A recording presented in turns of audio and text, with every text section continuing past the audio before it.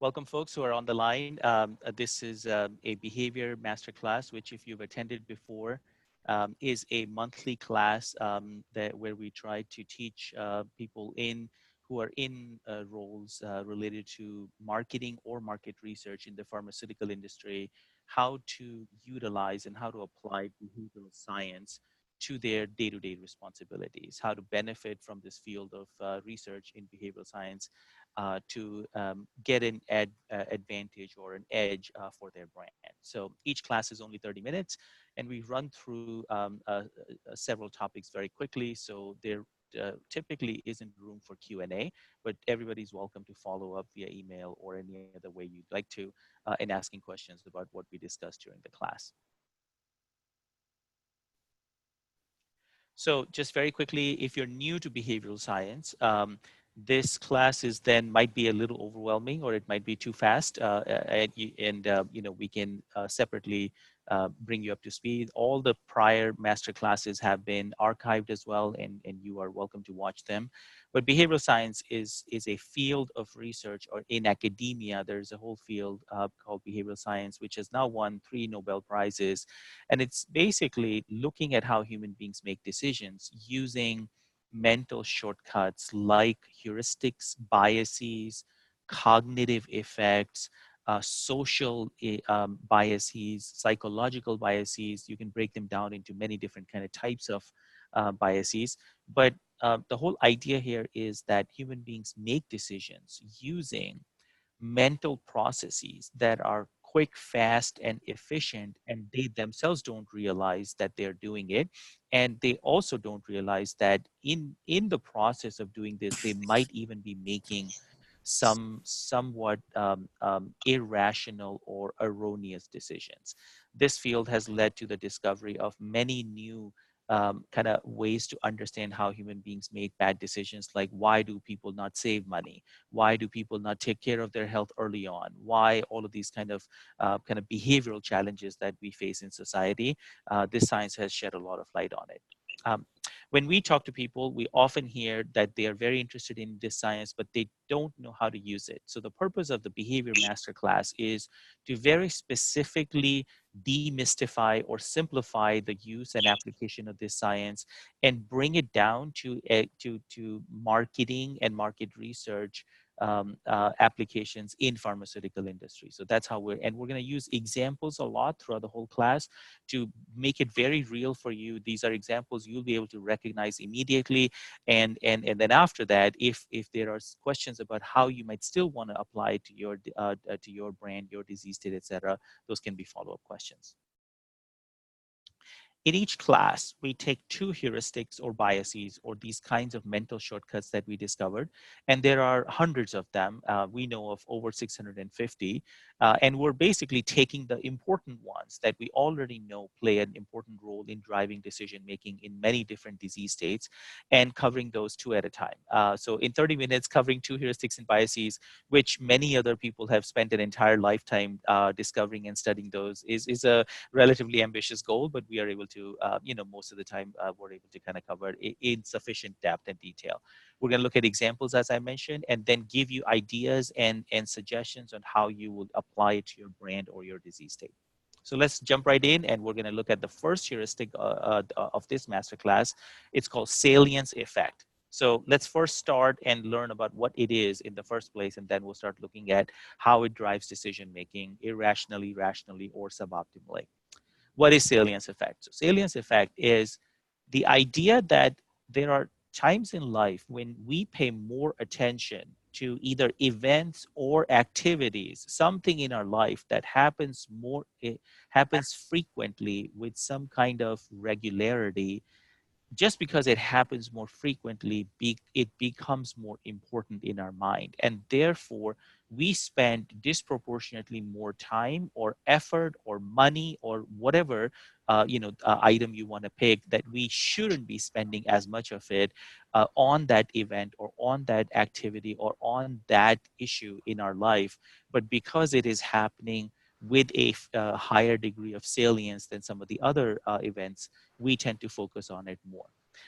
We'll be using examples of how salience effect basically kind of comes into our lives. We'll use general examples outside of pharma, then we'll use pharma examples as well.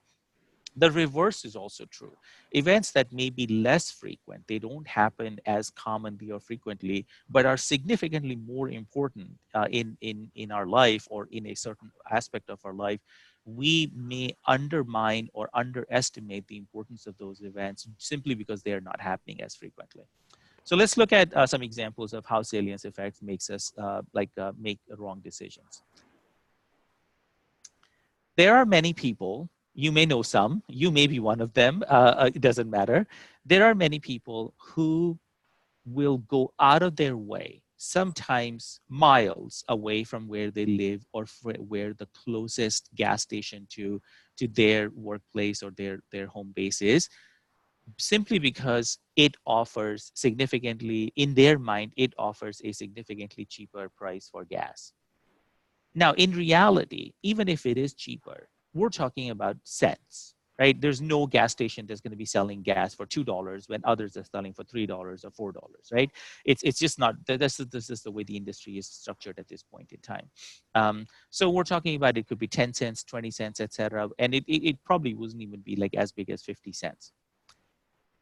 Why are they doing this? So if somebody was being super rational and say, wait a minute, does it really matter? Like, is it really that important for you to go out of your way to save those 10, 15, 20 cents? It's like, and then if you talk to these people, which we have done as part of research, they'll say, oh, of course it matters. I drive a lot. Like I fill up my tank, like I've got a pickup truck. I fill up my tank like 2 times a week almost, right? And it all adds up. In their mind, they're actually saving hundreds of dollars or whatever that amount is. It is significant. It's not trivial in their mind, and it is important enough for them to actually go out of their way to get gas and go for these savings. You can make the same kind of argument for grocery coupons or any kind of activity. Now, the reality is, if you actually do the math, the savings are really not that meaningful. Even on an annual basis, what you could save by what you're doing in this area of your life may not be much at all compared to there are many other places where you are actually spending significantly more money, or there are significantly greater opportunities for savings that you are simply not paying attention to because they don't happen as often in your life. So as an example, there could be very high correlation, or even if there isn't high correlation, if the same person who's driving 5 miles, 10 miles out of their way to go to this gas station to save 10, 15, 20 cents a gallon, if that same person is now actually revolving their credit every month and paying 30, 40, 50, whatever dollars in a combination of interest and fee so that they can revolve their credit, how come they're not doing the math in their head to say, well, wait a minute, like, I could be actually be saving a lot more by getting rid of my revolving credit or not revolve my credit, and instead of like spending, so much time driving around trying to find cheaper gas. So this is an example, everyday example of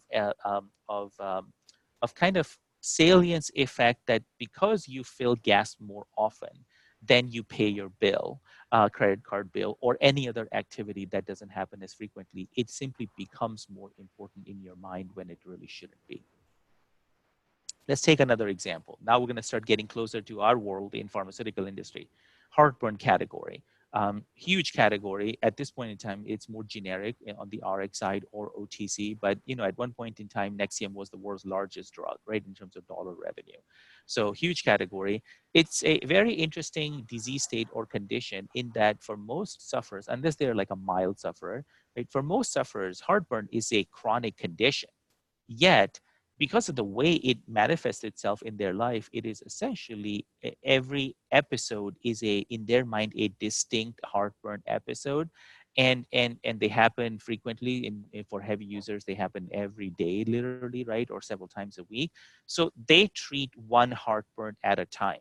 So the salience effect of the heartburn, basically their go-to meds, even for heavy users, believe it or not, are still Tums, Rolaids, those kinds of things, or a Pepcid or a Zantac. And the class of drugs with PPIs, whether it's Nexium or Prilosec or any of these other PPIs, are still kind of sort of reserved as the worst case scenario than when I really need it, and which is very counterintuitive because that is not how they're supposed. They don't work that way. They're not essentially PR and use. They're more for preventative heartburn prevention. They don't get rid of the root cause of the problem either, but they are significantly more preventative in nature than the other classes of drugs are, like H2 blockers or the antacids, etc. So salience effect in this category is driving suboptimal treatment of heartburn as a condition, as a chronic condition. It's the salience effect itself that is actually making the patient kind of not pay enough importance or attention to the fact that they have a chronic condition. They don't occasionally, or like whatever, depending on what they ate, get heartburn. Like if they had diabetes or they had high blood pressure or hypercholesterolemia, whatever, they actually have a chronic condition that needs to be treated chronically. Let's say another example, salience effect in diabetes. If you work in diabetes on the diagnostic side, you might know that blood glucose monitoring is a huge industry. And it's over the counter. And so given that it's over the counter, not prescription pricing, it being a $6 billion industry is a very significant. Just to give you an idea how big that is, the next in line at-home diagnostics category, which would be pregnancy, is $500 million. So this is a very big category or industry, if you will, and is heavily driven by 80-20 rule. So 80% of volume or revenue comes from 20% of users, believe it or not, in this category, or it's close thereabouts. And the heavy users of blood glucose monitoring are definitely driven by salience effect, right? So they bought into the idea that after every meal, they have to be checking their blood glucose. It's the only way to actually stay on track, et cetera, et cetera. Now, if you look at the medical literature, FPG, PPG, which is fasting glucose, and postprandial glucose, are slowly being replaced by A1C, which is a much longer term measure. Not that they're not important, but they're being replaced by better measures of success in diabetes. But for these people, salience effect heuristic is perhaps even one could even go as far as to say irrationally driving maniacal or obsessive focus on this way of managing their diabetes, and is perhaps even an overkill, leading to a $6 billion cost in the system, or an overall category of that size. So this is another example of salience effect in another disease state. Let's look at another one. Now, this is an example of, we often, every class we share some examples of whatever heuristic we're learning about in marketing, messaging, advertising, etc. And we look at examples in pharma, outside of pharma, wherever we can find, good examples. So here's an example of I'm going to play a commercial for you in a second. Here's an example of a campaign that is running on air right now. Some of you might have even seen it. And it is using, very cleverly, it's using salience effect. It's not the only heuristic being used in this commercial. There are several others, but salience effect is being used very cleverly to make an emotional connection, to find a use case scenario in the shaving category that is very unique and different, that gets you to want to appreciate how good their razor is. So let's go ahead and play this commercial. Shaving has been difficult for me. I have very sensitive skin. I get ingrown hairs, so it's a daunting task. Oh, I love it. It's a great razor. It has that fence in the middle. It gives a nice smooth shave. Just stopping that irritation, that burn that I get, is really life-changing.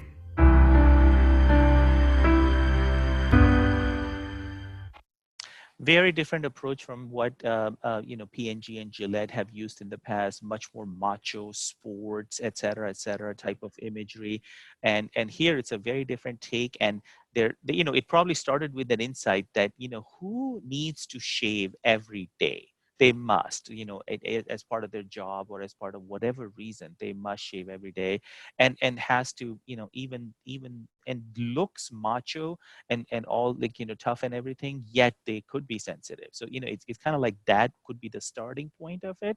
And by salience effect is back to things that happen very frequently, right? So if this is something that I have to do every day, it is in my face, it is happening very frequently, they're feeding salience effect, they're making a big deal out of it by using a very specialized application or situation that frankly you and we and many people might say, what do I care for that? Like I don't care the fact that firemen have to shave every day. How does that personally affect me? We kind of forget about that, and we are much more emotionally moved by this kind of a message, even though personally it may not be that relevant to us. Shaving it. All right, so now just basically looking at doing a quick recap of how you're going to utilize salience effect in any of your marketing thinking, etc. You got to find out if in your disease state, salience effect is driving customer decisions. Look for events or activities that customers are facing frequently. Customers could be physicians, patients, or maybe even payers. Separate those that are critical to that they need those to occur frequently versus those that are not necessarily critical to what they're doing, but they do have to face these situations. And now focus on the non-critical ones, the ones that are not as critical yet are happening frequently, and see how those are driving or somehow or the other playing a role in the decisions that are being made. Are they having any impact on those decisions simply because they're happening frequently yet and they're not important yet they're becoming important? It could be for patients, it could be an obsessive focus on daily symptoms for a chronic condition like we looked at in case of heartburn or even diabetes. For physicians, physicians could be, it could be something very different. Salience effect could be driven by how they and their staff have to constantly field phone calls from pharmacists and payers because of step edits or etc. And that could be not I'm not, we're not saying that's not important. It is important, but it is, if it's disproportionately influencing or driving decision making, that's what you're after. And try to identify any and all applications of where salience effect could be affecting decision making. And then you want to figure out, how do you want to utilize it? Is this something that you want to feed, i.e., is salience effect going to help your brand in the way it affects the customer's decision making? Maybe it's a good thing for your brand, and you want to encourage that, the use of salience effect, and run with it or piggyback on it, or you might want to fight it. And we've given some ideas on how, either way, depending on which side of the fence you find yourself to be in, on how you might feed or fight salience effect. And you're going to do that through any and all marketing levers that you're using. It could be communications, it could be other marketing programs that you're doing, it could be behavior modification programs, whatever marketing activities or strategies you have in place. You're looking for, if you're feeding salience effect, like Gillette is in their commercial, right? So Gillette is actually feeding salience effect, reminding people who do have to shave every day how quote unquote, painful it can be, right? You want to dramatize the frequent nature of the events in whatever communications you have. You want to bring attention to the daily impact. They did a great job in doing that by picking this very special, unique situation of this firefighter, who's this big guy, but he's also sensitive. In there are other situations, maybe you may have a brand or you may be operating in a disease state where you actually find yourself fighting salience effect. So now you have to get the customer to stop focusing on the events that are happening frequently, and somehow or the other get them to focus on those that don't happen frequently and are yet much more important. And this is much more difficult. Obviously, fighting any heuristic is much more difficult, but in case of salience effect, you do not want to have a very blunt, very direct approach in trying to tell customers not to worry about the things that are happening frequently because they're not important. That argument or that kind of approach strategy will never work. We've never seen that kind of be successful, because they will never want to buy into that argument, because they have proof in front of their eyes that it is happening frequently. So you want to use a much more indirect nudge type of approach, in that, by you essentially de-emphasize any and all communication about the frequency and whatnot, and you distract them, their attention, to what is important, and you repeat the heck out of it. You just go over and over again, and that's how you counter salience effect. So this is a heuristic that might be important in your disease state, depends on what you're working on. It's a new heuristic that if you're not familiar with it, it might come in handy as you think about your marketplace. All right, let's do the next heuristic now. This heuristic is called incremental decision making. So let's look at what this heuristic is all about. Incremental decision making, the name is very telegraphic here, but the irrationality is not. So let's basically talk about what that is. There, some people behave this way more than others, and then there are certain times in life when all of us behave this way compared to other times in our lives. We are more comfortable making a series of incremental decisions than making one big decision. So this whole idea of like take baby steps, right? Like you can't go wrong if you do that. That could be what this heuristic tells is that could be a myth in many situations in life, where by taking a series of baby steps, you might actually be making bad or suboptimal or wrong decisions. One big step or one big decision was better than many small baby steps, but you didn't think of it that way. And now and you might actually be paying the price for taking many of these baby steps now. um, it you And in worst case scenario, every next decision that you make, you may not realize that is very similar to the decision you made last decision you also made, but in your mind they're different, and you might essentially be repeating the same kind of error or mistake over and over again because of this heuristic incremental decision making. So let's look at some examples of how, again, this heuristic comes into play and drives decision making in certain categories, and how people leverage it in marketing. You're all familiar with the weight loss category. You may have been a participant in it or not. Doesn't matter. You know somebody in life. Weight Watchers, and Weight Watchers is not the only one. Almost every brand or category in this category is utilizing feeding incremental decision making heuristic on a regular basis. So the idea that the way this category operates with what they call LTOs, limited time offers, where it's a price promotion of some kind that is simply trying to get you started.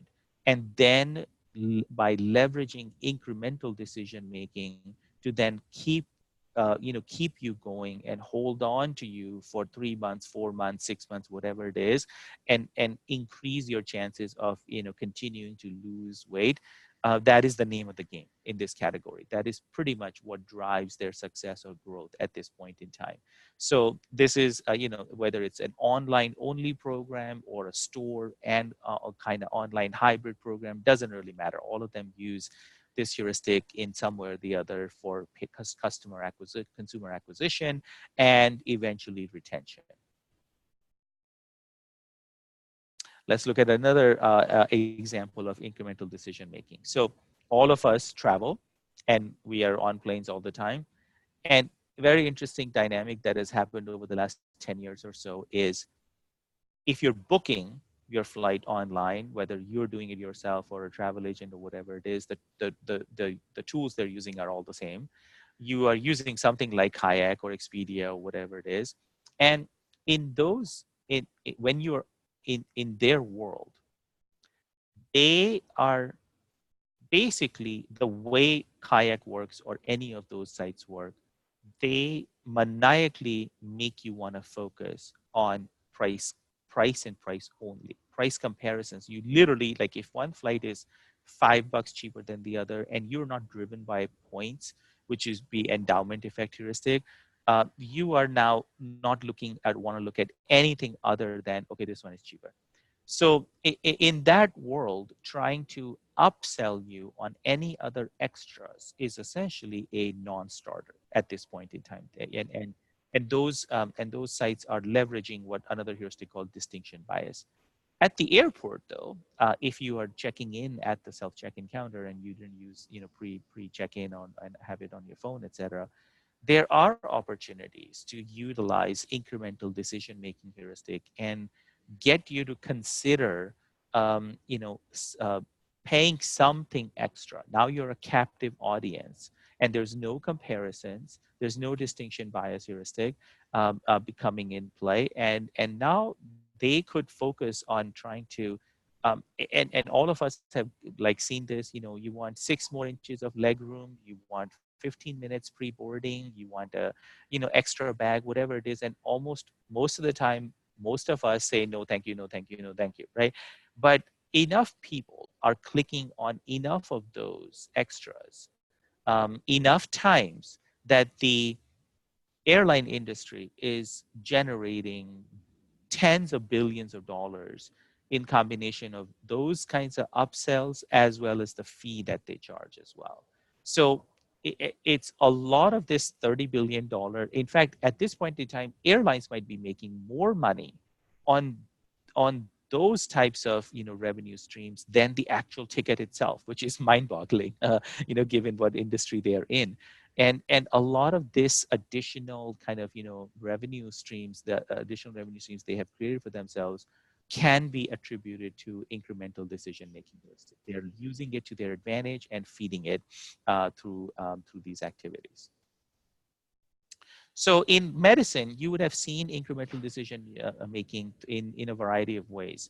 Anytime you are in a disease state where you see physicians or patients have this wait and see approach, right? Like, I'm going to wait and see how the patient is progressing, and I'm going to keep a close watch, which is not going to happen, right? And so on and so forth. There is going to be presence of incremental decision making heuristic, and there is going to be likely irrational decisions being made. Examples: Parkinson's disease or polycythemia vera, myelofibrosis, many that can be listed here.